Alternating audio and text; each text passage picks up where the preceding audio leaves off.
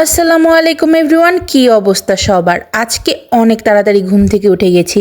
আমার আব্বুর আজকে চোখের অপারেশনের ডেট, সো আম্মু তো টেনশন করবে, এজন্য আব্বুর সাথে যাচ্ছিল, যদিও আব্বু নিতে চাইনি। আমি যে সাথে যাব এটা বলারও সাহস হয় নাই, কারণ না হলে আমি ধমকানি খেতাম।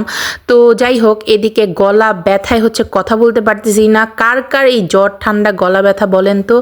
সো এখানে একটু রং চা বানাই নিছি আমার জন্য। তো অল্প লিকার দিয়ে বানাইছি, আর গলাটা একটু শান্তি লাগতেছিল। তো আমার আজকে একটা পার্সেল আসছে, যদিও এটা আমার জন্য না। তো এই মান্থে আমার আব্বু আম্মুর অ্যানিভার্সারি। তো আম্মু অনেক দিন ধরে বলতেছিল তার একটা স্লিং ব্যাগ লাগবে, মানে রাফিউজের জন্য। আর ব্যাগের কোয়ালিটির কথা যদি বলি তাহলে বেস্ট। আমি 2022 থেকে ইবাই থেকে কিনি। যাই হোক, আব্বু আম্মু সন্ধ্যার দিকে চলে আসছে, মানে রিলিজ দিয়ে দিছে। সো আলহামদুলিল্লাহ সব ঠিকঠাক ভাবেই হয়েছে। আব্বু এখন আলহামদুলিল্লাহ সুস্থ।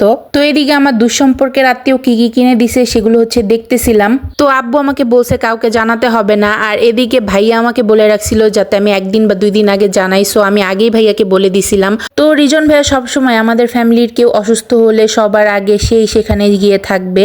এনিওয়েজ, ডাক্তার যে রেস্ট্রিকশন দিছে না আমার আব্বুকে, আমার আব্বুর জন্য এটা এক প্রকার পানিশমেন্ট হয়ে গেছে। আমার আব্বু কোভিড এর সময় 24 ঘন্টা বাসায় থাকে নাই, বাট এখন তাকে 24 ঘন্টা বাসায় থাকতে হইতেছে।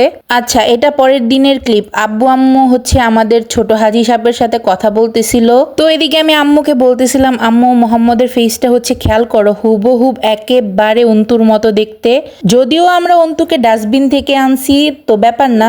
যাই হোক, এদিকে আমি দুপুরের দিকে মেয়োনিজ বানাইছিলাম। আজকের মেয়োনিজটা এত পারফেক্ট হয়েছে আমার। তো বিকেলের দিকে দিদু আর ভাইয়া আসছিল আব্বুকে দেখতে। আর এই যে আমার আয়ুষু বুড়ি বেচারির জ্বরে, মানে মেয়েটা একেবারে তেনা তেনা হয়ে গেছে। বাট ওর ওহিত ভাইকে দেখতে আসবে, অনেক এক্সাইটেড ছিল। মানে কয়দিন ধরে বলতেছিল আমাদের বাসায় আসবে আসবে, কিন্তু ওর তো জ্বর আসছিল পরে আর আসতে পারে নাই।